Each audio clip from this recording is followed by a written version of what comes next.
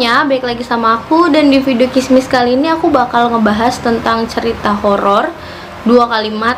Dan bagi kalian yang belum tahu Kismis itu apa, Kismis itu dimana aku bikin video tentang cerita-cerita horor atau ngebahas tentang mistis. Dan sebelum masuk ke videonya, aku minta kalian buat subscribe channel aku biar aku makin semangat.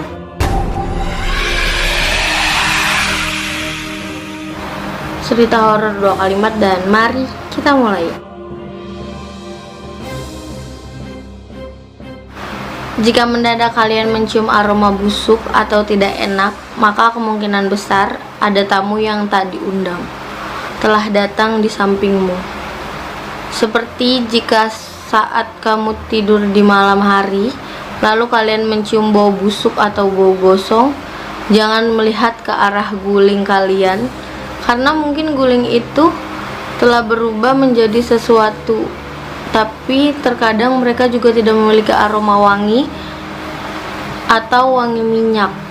Tidak perlu takut dengan keadaan yang satu ini, karena mereka tidak berbahaya.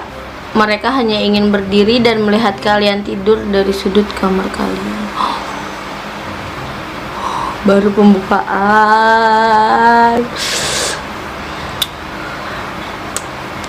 Next.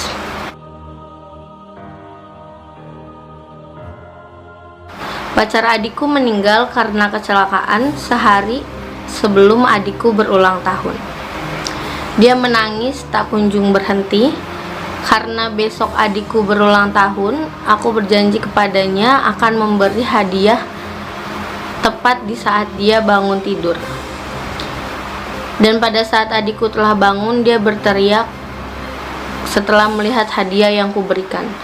Dia mengatakan bahwa aku gila. Apanya yang gila? Padahal aku hanya membawa hadiah berupa tubuh pacarnya agar dia bisa memeluknya.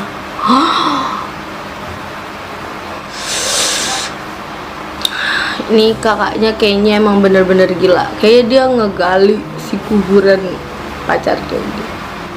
Oke, lanjut. Aku tidak mengerti kenapa pacarku mengirimi foto payudaranya. Yang lebih tidak aku mengerti lagi, payudara itu tergeletak di meja makan.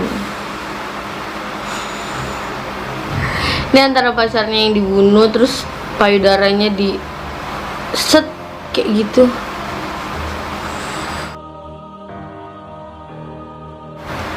Apakah kau tahu kalau manusia tenggelam lebih cepat di air asin dibandingkan tenggelam di air tawar? Ya, aku menghitungnya sendiri. Jadi tuh nih sensasinya kayak lu lagi cerita nih sama temen-temen, terus ada satu orang yang lu tau gak sih, ternyata manusia itu lebih cepat mati di air asin tahu dibandingkan air tawar. Terus temennya jawab kayak, lo tau dari mana? Gitu. Terus yang satunya jawab kayak gini, iyalah kan gue ngitung sendiri. Nggak akan dilaporin, tapi nggak ditemenin karena takut dijadiin bahan percobaan yang lain.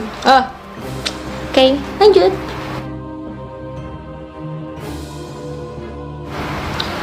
Sesampainya di halaman belakang rumah, terlihat istriku sedang membawa mayat kucingku.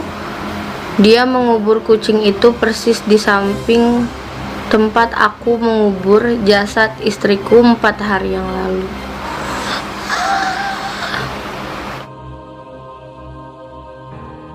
Wajah itu menyeringai dari kegelapan di luar jendela kamarku. Padahal apartemenku berada di lantai 13.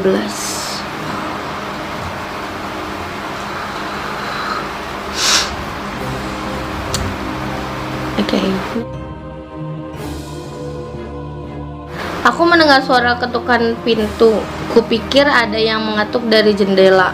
Oh, ternyata suara itu berasal dari cermin di kamarku.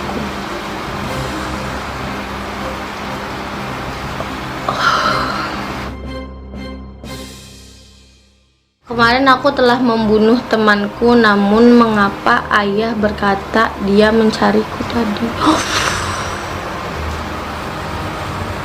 Dan ini gue mau cerita kejadian waktu gue SMA tuh pernah. Jadi tetangga gue tuh udah meninggal kan. Nah itu gue waktu SMA, temen gue namanya Fawas, dia itu nggak tahu kalau tetangga gue itu ternyata udah meninggal, dan posisinya dia itu punya warungnya jam sekitar 12 sampai jam 1 malam itu dia baru mau tutup. Asli gue merinding, dan itu ceritanya real banget. Jadi malam itu si almarhumah tetangga gue itu ceritanya beli, aduh gue sumpah merinding karena dia cerita. Jadi almarhumah tetangga gue itu beli ke warung dia, dan dia kebetulan teman sekelas gue juga.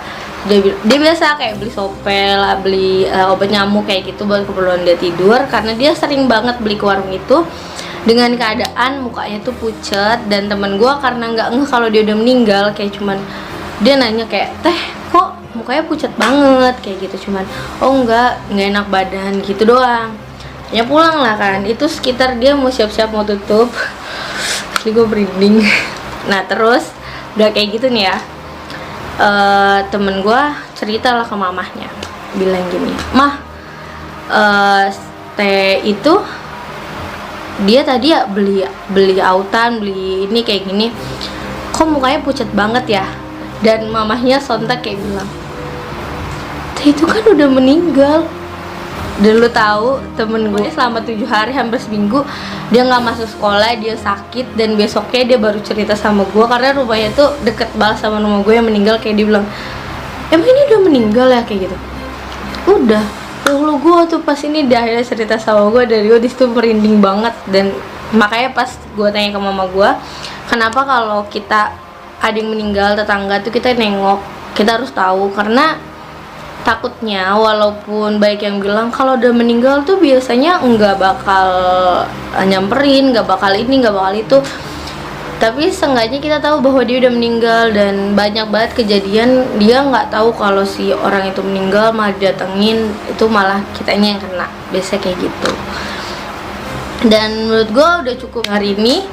Makasih yang udah nonton dari awal sampai akhir. Buat kalian yang suka sama videonya, jangan lupa like dan subscribe, komen juga apa yang kurang dari video gua. Terima kasih dan sampai jumpa.